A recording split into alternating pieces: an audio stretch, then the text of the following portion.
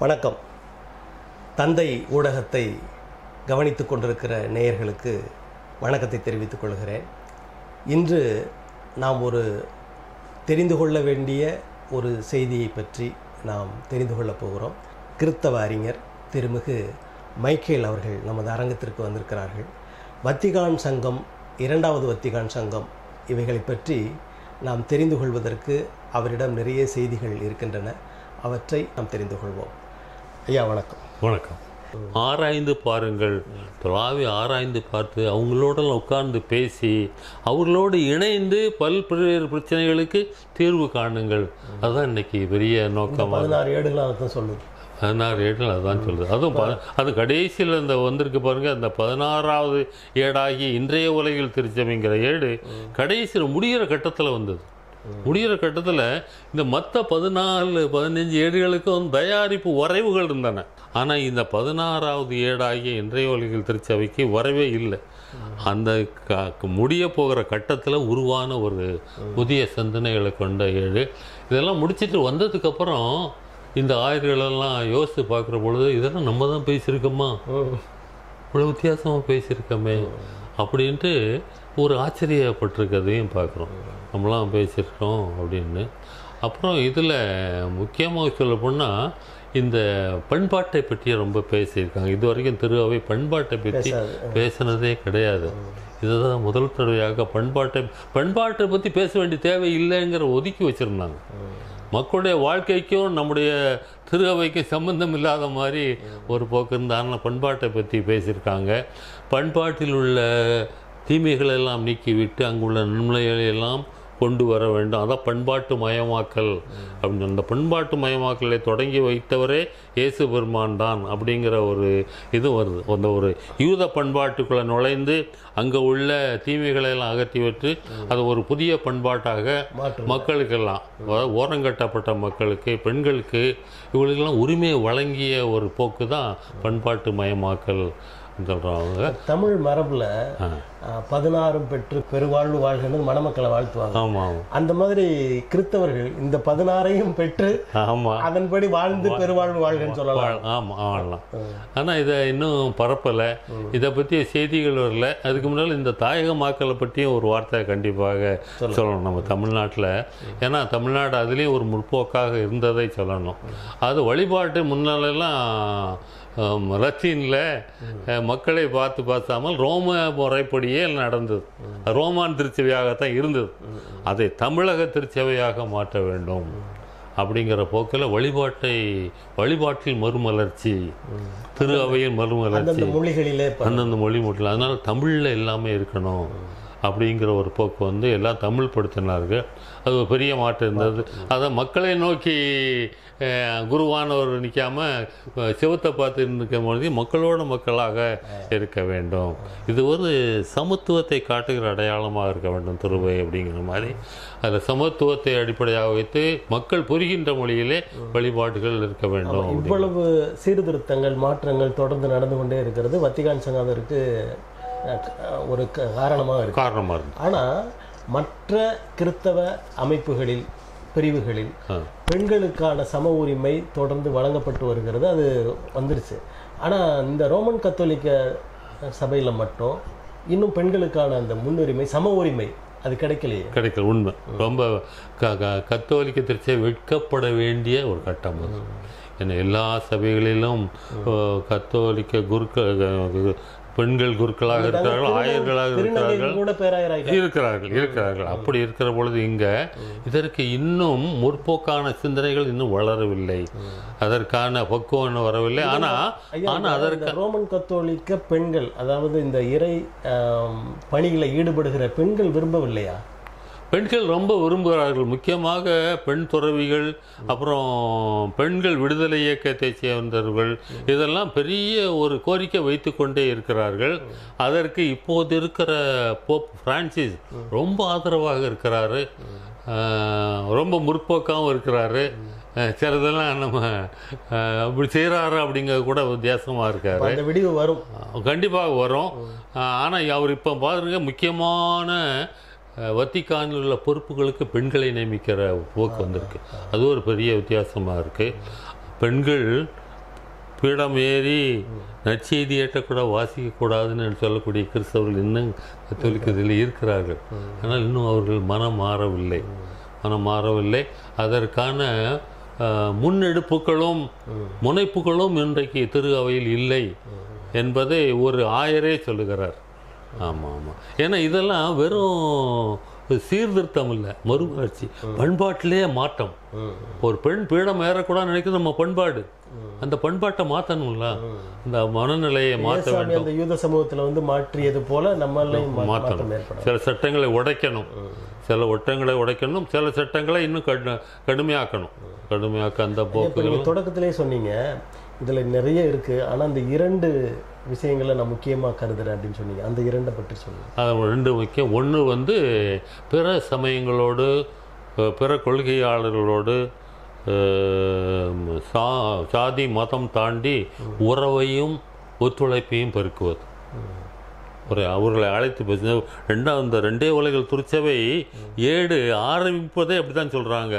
நாங்கள் கிறிஸ்தவை நம்புகிறவர்களுக்கும் பேச விரும்பவில்லை, நாங்கள் சாதி மதம் கடந்து உலகத்தில் உள்ள எல்லா மக்களோடையும் பேச பிரியப்படுகிறது அப்படின்னு சொல்லி கடைசியில் அது முடிக்கும்போது எல்லா மக்களுக்கும் செய்திகளை சொல்கிறாங்க. யாருக்கெல்லாம்னு சொன்னால் ரொம்பக்கே ஆச்சரியமாக இருக்கிறது. பெண்களுக்கு, ஏழைகளுக்கு, கலை உலகத்தில் வேலை செய்கிறவர்களுக்கு, ஊடகத்தில் வேலை செய்கிறவர்களுக்கு, இளைஞர்களுக்கு, இவர்களுக்கெல்லாம் செய்தியை சொல்கிறாங்க. எவ்வளோ என்ன இருக்குது, இந்த உலகத்தை மாற்றணும்ப்பா, இதுக்கெல்லாம் நீங்கள் உதவி செய்யுங்க அப்படிங்கிற ஒரு செய்தியை சொல்கிறார்கள். ரெண்டாவது இதுதான் நான் சொல்ல அனைவரையும் அரவணைக்கிற ஒரு போக்கு. ரெண்டாவது இன்றைய உலகில் திருச்சபைகளோடு, நான் முதல்ல சொன்னது பிற சபைகளோட ஒற்றுமை. அதில் கிறிஸ்தவம் அல்லா அப்படின்னு சொல்கிற வார்த்தையை கூட இப்போ உபயோகிக்க வேண்டாம்னு சொல்கிறாங்க. கிறிஸ்தவம் அல்லா நீ எப்படி சொல்லலாம்? கிறிஸ்து எல்லாத்தையும் கடந்து இருக்கக்கூடியவர், அவர் எல்லா சமயங்களுக்குள்ளும் இருக்கிறவர்களா?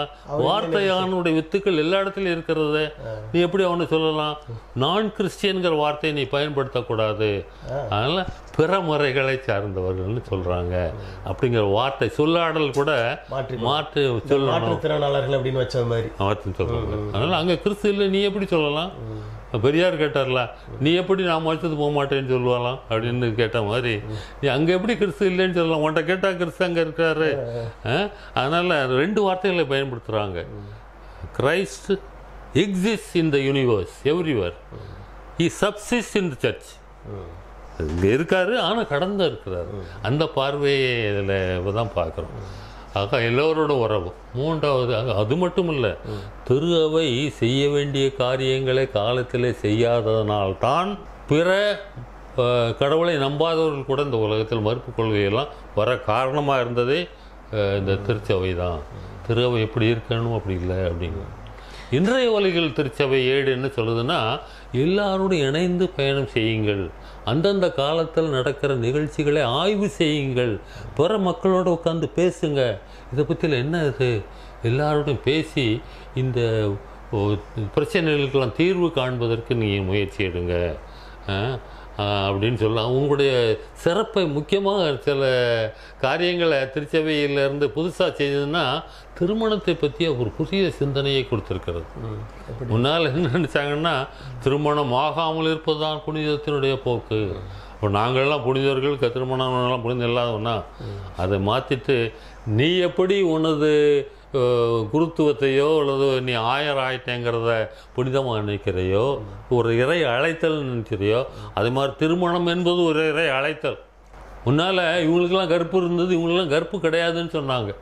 திருமண கற்புன்னு ஒன்று வார்த்தையை சேர்த்துட்டாங்க. இப்போ திருமண கற்பு அங்கே இருக்கிறது. இன்னும் சொல்லப்போனால் உலகத்தை தொடர்ந்து நடத்துகிற பணியை இந்த திருமணத்தில் உள்ளவர்கள் தான் செய்கிறாங்க. அவர்கள் தான் கடவுளோடு ஒத்துழைக்கிறார்கள்.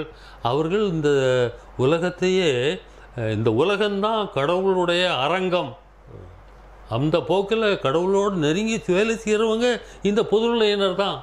அவங்க தான் உலகத்தில் பல காரியங்களில் ஈடுபட்டிருக்கார். அவர்களுக்கு உதவி செய்யத்தான் இந்த அருள் பணியாளர்கள், ஆயர்கள், மற்றவங்களாம் இருக்கீங்க. ஆகவே அவர்கள் தான் குருக்கள். உண்மையிலே நீங்களெல்லாம் உதவி குருக்கள்.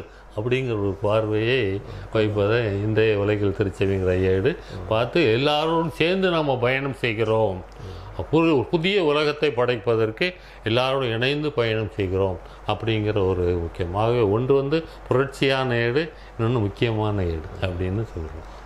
காலத்தின் குரல் அப்படின்ற ஒரு ஏடு நீங்கள் நடத்துகிறீங்க, ஒரு 2022 22 ஆமாம் அதிலிருந்து நடத்திட்டு இருக்கீங்க, இப்போவும் வந்துகிட்டு இருக்கு. இது ஏன் நடத்தணும்னு எண்ணம் உங்களுக்கு ஏற்பட்டது? அதாவது இந்த ஏடு இந்தியாவில் இந்த ஏட்டினுடைய செய்திகள்லாம் பரப்ப வேண்டும் என்று இந்தியாவில் உள்ள கத்தோலிக்க சபையை சேர்ந்த ஆயர்களெல்லாம் ஒரு மையத்தை நடுவத்தை உருவாக்க விரும்பினார்கள். ஆகவே அதை எங்கே வைக்கிறதுன்னு முடிக்கும்போது பெங்களூரில் அதை நிறுவலாம் அப்படின்னு முடிவெடுத்தாங்க. CBCIங்கிற இந்திய ஆயர் பேரவை நிறுவனத்தை அங்கே ஒரு நடுவத்தை ஆரம்பித்து அதற்கு நம்ம தமிழர் ஒருவரை தான் அமலோர் பவதாஸ், ஆமாம், அவர் இந்த கல்லேரி அப்படிங்கிற ஊரை சேர்ந்தவர். சரி, அவருடைய அண்ணன் கார்டினல் ஆகிட்டார், லூர்து சாமின்னு. அவர் தான் சென்ட் ஜான்ஸ் மெடிக்கல் காலேஜ் எல்லாம் ஆரம்பித்தவர் அவர் தான். அவர் பெங்களூர் ஆயராக இருந்தார். இருக்கும்போது அவர் ஆரம்பித்தார். அவருடைய தம்பி இவர் ரொம்ப ஒரு இறையியல் வல்லுனர். இவரை ரொம்ப புரட்சியாளர், துணிந்தவர். ஆமாம், யாருக்கும் இது பண்ண மாட்டார்.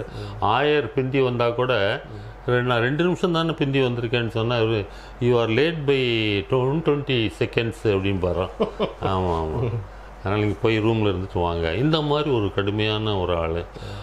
ஆகவே அவற்றை பயிற்சி பெறுகிற ஒரு வாய்ப்பு எனக்கு, திருவாளர் போஸ்கோ, அப்புறம் எங்களை போன்ற கொஞ்சம் சில பேருக்கு நாங்கள் ஆமாம் ஒரு 10 நாள் லீவு எடுத்துகிட்டு போய் நாங்கள்லாம் அப்போ அரசு ஊழியராக இருக்கிறோம். அவர் சென்ட்ரல் எக்ஸைஸ் டிபார்ட்மெண்ட்டில் இருந்தார், நான் எலக்ட்ரிசிட்டி போர்டில் இருந்தேன். இதை கேள்விப்பட்ட இவருக்கு எதிர்ப்பு அதிகமாக இருந்தது. ஏன் எதிர்ப்பு வந்தோடனே தான் நாங்கள்லாம் ரொம்ப ஆர்வத்தில் இல்லை. நாங்கள்லாம் ஏதோ ஞாயிற்றுக்கிழமை கோயிலுக்கு போகிற கிறிஸ்தவர்களாகத்தான் இருந்தோம். ஆனால் இப்படி எதிர்ப்பு வருகிறத என்னென்னு தெரியணுமேன்னு படிக்க ஆரம்பித்தோன்னா தான் அவரை பற்றி நிறைய தெரிய ஆரம்பிச்சது. அப்புறம் 2ஆம் வத்திக்கான் சங்க ஏடுகளை கொஞ்சம் வாசிக்க ஆரம்பித்தோம். நம்ம ஏதோ செய்ய வேண்டியிருக்குன்னு ஒரு 10 நாள் லீவ் எடுத்துகிட்டு போய் அங்கே போயிருந்தோம். 10 நாள் பயிற்சி. 10 நாள் பயிற்சி முடிஞ்சதுக்கப்புறம் திரும்ப அதை ஆழப்படுத்துகிற பயிற்சி அப்படின்னு ஒன்று வச்சார். அதுவும் ஒரு 10 நாள். இப்படி 20 நாள் போனோடனே அதை பற்றி ஒரு அளவு அறிவு, இன்னொரு ஆர்வம் தூண்ட வேண்டியிருந்தது. அப்புறம் அவருடைய சேர்ந்து பணி செய்ய ஆரம்பித்தோம். பணி செய்யும்போது ஏன் இதை இப்போது இருக்கிற கிறிஸ்தவ அமைப்பு இருக்கலாம், திரு அமைப்பை வச்சு இந்த மாற்றங்களை கொண்டு வர முடியாது. ஏன்னா இதெல்லாம் அமைப்பு மாற்றத்துக்காக தலைமையே இதை கொண்டு வரணும்னு ஒரு முடிவெடுத்து எல்லாரும் பேசினாங்க. அதையே இப்போ இங்கே கொண்டு வர முடியாது. அதான், ஏன்னா இது அமைப்பு மாற்றம். எந்த அமைப்புமே ஒரு மாற்றத்தை விரும்பாது. அமைப்பு எப்போவுமே மாற்றங்களை எதிர்க்கிற இடம் வசதியாக இருக்குது, அப்படியே இருந்துடலாம் இருக்கும். ஏன்னா நம்ம சொல்கிறதெல்லாம் மாற்றம். நீ தமிழில் பூச வையே, வழிபாடுகள் நடத்து, எல்லாம் தமிழ் மயப்படுத்து, இந்த வாழ்க்கை முறையில் மாற்று, நீனும் நானும் சமமாக ஒன்றா உட்காந்து சாப்பிடுவோம், நீ தனியாக உட்காந்து சாப்பிடு, நான் கீழே உட்காந்து சாப்பிடணும், இந்த மாதிரிலாம் இருக்கக்கூடாது. இந்த மாதிரி அமைப்பு முறைகள்லாம் மாற்றும் போது இவையெல்லாம் ஒரு சவால். மனநிலையை மாற்றுறது அதிகாரத்தை முடிக்க முடியாதுல்ல. அது வெறும் சிந்தனை அல்ல, கண்ணோட்டம், மனநிலையில் ஒரு மாற்றம் வேண்டியிருக்கிறதுனால அந்த மாற்றங்களெல்லாம் வரல. வந்தோடனே அப்புறம் நாங்கள்லாம் பண்ணோம், அப்போ இந்த மாற்றங்களை கொண்டு வரணும், நமக்குன்னு ஒரு மக்கள் இயக்கம் வேணும் அப்படிங்கிறத பொதுநிலையினரே சொன்னாங்க. நீங்கள் மாற்றங்களை நீங்கள் இருக்கிற அமைப்புகளை வச்சு செய்ய முடியாது, அதனால் நான் எங்களுக்குன்னு ஒரு இயக்கம் வேணும்னு சொன்னோன்னே அவர் அதுக்கு ரொம்ப உதவி செய்தார். அமலோர் பாதகர்கள் உதவி செய்து நாங்கள் ஒரு 7 பேரை வைத்து நாங்கள் இந்த இயக்கத்தை ஆரம்பித்தோம். வச்சு அதை பாளையங்கோட்டையில் தான் அதற்கு பதிவு செய்தோம். ஆமாம், 88ஆம் ஆண்டு பதிவு செய்து நடத்தினோம். அதுக்கு பேர் இந்திய கிறிஸ்தவ மறுமலர்ச்சி இயக்கம். இதில் முதல்ல கத்தோலிக்கன்னு பேர் கொடுத்தாங்க, இந்திய கத்தோலிக்க மறுமலர்ச்சி இயக்கம். ஆனால் இந்த 2ஆம் வத்திக்கான் சங்கம் முடிந்ததுக்கு பிறகு இவருடைய இந்த கேனன்லான்னு சொல்கிறாங்க பாருங்கள், திருச்சபை சட்டங்களை மாற்றினாங்க. அதில் ஒன்றுன்னு சொல்லிட்டாங்கன்னா கத்தோலிக்கங்கிற வார்த்தையை பயன்படுத்துவதற்கு நீங்கள் திரு அவையினுடைய அனுமதியை வாங்கணும்னு சொன்னாங்க. எவ்வளோ கட்டுப்பாடு பாருங்க. அப்புறம் அந்த வார்த்தையே எங்களுக்கு வேண்டாம். ஆனா அதை விட கிறிஸ்தவம் என்றது நல்ல பெரிய இருக்கு கிறிஸ்தவ. ஏன்னா இந்த கிறிஸ்தவங்கிற அந்த மத சொல்லே, கிறிஸ்தவங்கிறது உண்மையில ஒரு மதத்தினுடைய சொல் அல்ல, அது மதத்தினுடைய சொல்லாக மாறிவிட்டது இன்னைக்கு. ஏசாமியோட ஆமா அடியொற்றி வருகிறவர்கள். ஆமா, அது இருந்தவர்களுடைய ஆமா, அது ஒரு மத சாயல் கொடுத்துட்டாங்கல்ல அதுக்கு. அது மனித சாயலை கடந்து வாழ்வியல் முறை, வாழ்வியல் முறை. அதனால கத்தோலிக்குங்கிறது இன்னும் எல்லாரையும் அரவணைக்குங்கிற ஒரு இதில் போட்டாங்க. ஆனால் இப்படி ஒரு சட்டம் போட்டோன்னே சொல்லோட பொருளை மறந்துடுறாங்க. எல்லாரையும் அரவணைக்கணும். ஆமாம், அதில் தான் போகுது. அதனால நாங்கள் என்ன பண்ணோம், நாங்கள் கிறிஸ்தவ மறுமலர்ச்சி இயக்கம்னு பேரை மாற்றி அதுக்கு கொடுக்க வேண்டிய ஒரு இது. அதற்கு பிறகு அந்த அமைப்பின் மூலமாக இந்த ஏடு வந்ததா? காலத்தின் குரல். அதான் சொல்ல வரேன். அதாவது அப்போ அந்த இயக்கத்திலிருந்து ஒரு செய்தி மடல் என்று மாதம் ஒன்று போட்டுக்கிட்டு இருந்தோம்.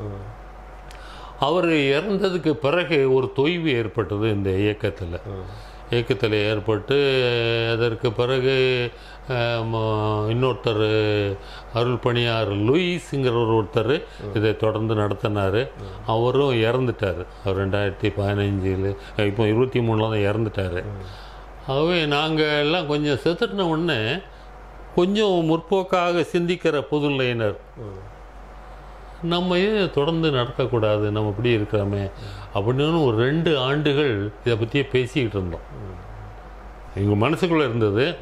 ஒரு 20லேருந்து 22 வரைக்கும் நாங்கள் பேசிக்கிட்டே இருந்தோம்.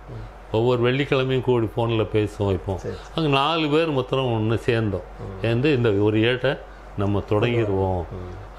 ஏன் அதுக்கு காலத்தின் குரல்னு பேர் வச்சோம்னா, அது 2ஆம் வத்திக்கான் கேட்டில் அந்த காலத்தின் அறிகுறிகள், சயின்ஸ் ஆஃப் த டைம்ஸ். அவ இன்னைக்கு மக்கள் படுகிற பிரச்சனைகள், அவர்கள் வேதனைகள், இதையெல்லாம் மக்களுக்கு ஒரு வெளிப்படுத்தணும் அப்படிங்கிறது தான் எங்களுடைய நோக்கம். அதற்கு ஒரு மனநிலை வர வேண்டியிருக்கு. பார்த்தீங்களா, இப்போவுமே ஒரு எதிர்ப்பு மனநிலை இருக்குது. ஆகவே ஒரு மனநிலை இருப்பதற்காக அதற்கு ஒரு மறைக்கல்வி ஏடுங்கிற மாதிரி ஒரு இதை கொடுக்கணும் தான். முதல்ல அதுக்கு இல்லந்தோறும் மறைக்கல்வி, தினந்தோறும் புத்தெழுச்சின்னு ஒரு தலைப்பை கொடுத்தோம். அதுக்கு சுவாமி அமலோற்பதாசுடைய ஒரு கொட்டேஷனையும் போட்டோம். It is a life long process and day to day affair. வாழ்க்கை முழுவதும் நடைபெற வேண்டியது, அன்றன்றைக்கு உரிய வேண்டியதுன்னு அதையும் கொடுத்து ஆரம்பித்தோம். அப்புறம் தான் அதுக்கு காலத்தின் குரல்னு நம்ம பேர் கொடுத்துருவோம் அப்படின்னு சொல்லி அன்றன்ற நிகழ்ச்சிகளை, மக்கள் படுகிற வேதனைகள், துன்பங்கள் எல்லாத்தையும் சமூக, பொருளாதார, அரசியல் காரியங்கள் எல்லாம் இதில் கொடுக்கணுங்கிறதுக்காக கொஞ்சம் கொஞ்சமாக நாங்கள் ஒரு படியை உண்டாக்கிட்டு இருக்கிறோம். அந்த தான் அதோடைய நோக்கம். மகிழ்ச்சி. ஆமாம். அது முக்கியமாக மக்களை அரசியல் படுத்த வேண்டும் அப்படிங்கிறது அடியில் ஒன்று இருக்குது. அரசியல் மூலமாக தான் இன்னைக்கு சமுதாயத்தில் பல மாற்றங்களை ஏற்படுத்த. இயேசுவின் நெறிகளை கூட நம்ம கொண்டு செல்வதற்கு அரசியல் அமைப்பில் நாம் பங்கேற்றால் அது இன்னும் எளிதாக நடைபெறுவதற்கான வாய்ப்பு. ஆமாம் ஆமாம். அதாவது இன்னைக்கு அரசியல் இல்லாத ஆன்மீகம் மூட நம்பிக்கை ஆயிரும். ஆன்மீகம் இல்லாத அரசியல் ஆபத்தாயிரும். அதையும் நாங்கள் போட்டுக்கிட்டு இருக்கோம். அரசியல் வேணும், அதில் ஆன்மீகத்துக்கு புது விளக்கம் இதில் இந்த ஏட்டில் கொடுத்துருக்கு. அதையும் நம்ம கண்டிப்பாக சொல்லணும். ஆன்மீகங்கிற வார்த்தை தமிழ் வார்த்தை இல்லை. முதல்ல என்னுடைய நான் பல்சமய கூட்டங்கள் பல ஆண்டுகளுக்கு பதிலாக தமிழில் இறைநெறி அப்படின்னு சொல்லலாம். அதை பற்றி நான் ரொம்ப பேசுகிறோம். இறைநெறின்னு சொல்கிறாமா, அருள் நெறின்னு சொல்கிறாமா, அருள் வாழ்வுன்னு சொல்லலாமா. அப்புறம் நான் அண்மையில் என்னுடைய நண்பர் ஒருத்தர் தர்மபுரம் ஆதீனத்தில் இருக்கார். என்னுடைய நண்பர், என்னுடைய டயலாக் பார்ட்னர்னு சொல்கிறான் பாருங்க. இந்த பல்சமய உரையாடல் குழுவில் இருக்கவர். இப்போ சாமியார் ஆகிட்டார். அவர்கிட்ட கேட்டேன், என்ன இப்போ சங்கர்லிங்கம் சாமி அவர் பேர். அவர்கிட்டங்கிறது இப்படி இருக்க என்ன வார்த்தை போடலாம்? அவர் சீலம்ங்கிற வார்த்தையை பயன்படுத்தலாம்னு நினைக்கிறேன் அப்படிங்கிறாரு. சீலம், சீலம்ன்றது தமிழ். சீலம் சரியான தமிழ் வார்த்தைங்களா? சீலம்ங்கிறது தான் நம்ம ஆன்மீகத்தை. கேள்விப்பட அந்த சத்தியசீலன் அப்படின்னு சொல்றாங்க, ஜெயசீலன். சீலம் அது வட சொல் மாதிரி தோணுது. இல்லை இல்லை, சீலம்ங்கிறது தமிழ் வார்த்தை. சரி சரி. ஆமாம், சீலம் அங்கிறத சொல்லலாம். இந்த ஆன்மீகத்தை முதல் நம்ம தப்பிதமாக புரிஞ்சுட்டு இருக்கோம். ஆன்மீகத்துக்கும், அதாவது ஆன்மீகத்தை ஸ்பிரிச்சுவாலிட்டின்னு சொல்கிறாங்க ஆங்கிலத்தில். தமிழ் இதில் மதம் சார்ந்த தன்மையை ரிலிஜியாசிட்டி அப்படின்னு சொல்கிறாங்க. இந்த ரிலிஜியாசிட்டிக்கும் ஸ்பிரிச்சுவாலிட்டிக்கும் வித்தியாசம் ரொம்ப இருக்குது. ஆனால் அது ரெண்டையும் ஒன்றா போட்டு குழப்புற ஒரு மனநிலை கிறிஸ்தவர்களிடம் இருக்கிறத நான் பார்க்குறேன். அவங்க நீங்கள் ஆன்மீகத்தில் ரொம்ப மும்மரமாக இருங்க அப்படின்னா தனம் கோயிலுக்கு போங்க, தனம் ஜெபம் பண்ணுங்க, இதுதான் ஆன்மீகம்னு நினைக்கிறாங்க. ஆனால் அது இல்லைன்னு இந்த 2 ஏடு ரொம்ப தெளிவாக இன்றைய உலகில் திருச்சபைங்கிற ஏடு எண் 43, இது சொல்ல வேண்டிய ஒன்று. எண் 43ல் நீங்கள் இப்படி பிரித்து பார்க்காதீங்க. உலகு சார்ந்தது இது, ஆன்மீகம் சார்ந்தது இது, லௌகீகம் ஆன்மீகம், ஸ்பிரிச்சுவாலிட்டி ரிலிஜியாசிட்டி இப்படிலாம் பார்க்காதீங்க, ரெண்டையும் இணைத்து பாருங்கள் அப்படின்னு சொல்லி இன்றைக்கி புதிய விளக்கம் என்னென்னா, spirituality is the ability to respond to the realities of life. வாழ்க்கை யதார்த்தங்களை எதிர்கொள்வதற்கான ஆற்றலின் பெயர் தான். அதனால் இன்றைக்கி கடவுள் நம்பாதவர்களுக்கும் ஆன்மீகம் இருக்கிறது. இப்போ இந்த அளவிற்கு இந்த ஏடுகளை பற்றி நீங்கள் பேசுகிறீங்க. இப்போ எனக்கெல்லாம் ஒரு ஆவல் தோன்றுகிறது, அதாவது நம்ம அதை தெரிஞ்சுக்கணும், முழுவதுமாக தெரிந்து கொள்ள வேண்டும். அப்போ இந்த 16 ஏடுகளும் எங்கே கிடைக்கிறது அப்படின்ற ஒரு தகவல். இப்போ 16 ஏடும் இப்போ எனக்கு தெரிஞ்ச அளவில் எல்லாம் இன்றைக்கி மறை மாவட்டம்னு சொல்கிறாங்கல்ல, மறை மாவட்டங்கள்னா டயசிஸ், கேத்தலிக் டயசிஸில் ஒரு டிப்போன்னு வச்சுருக்காங்க, பொருட்கள் விற்பனையாகும்னு. அங்கெல்லாம் முன்னால் வச்சுருந்தாங்க, இப்போல்லாம் எங்கேயும் இருக்க மாதிரி தெரியல. நான் ஒரு இடத்துல பார்த்தேன், ஒரு இடத்துல 15 ஏடு இருந்தது, ஒருத்தரையுமே வாங்கலை. நாவே 15 வாங்கிட்டு எல்லாத்துக்கும் கொஞ்சம் கொஞ்சம் கொடுத்துட்டேன். வாங்கிறதுக்கு ஆள் இல்லை, கடையில் வைத்தேன், கொள்வார் இல்லை. அந்த மாதிரி இருந்தது. வாங்கவே இல்லை சார், ஒருத்தருமே வாங்கலை சார், நீங்கள் வாங்கிக்கிடுங்களேன் அப்படின்னு சொன்னாலும் வாங்கிக்கிட்டேன். வாங்கி எல்லாத்தையும் கொடுத்துட்டேன்.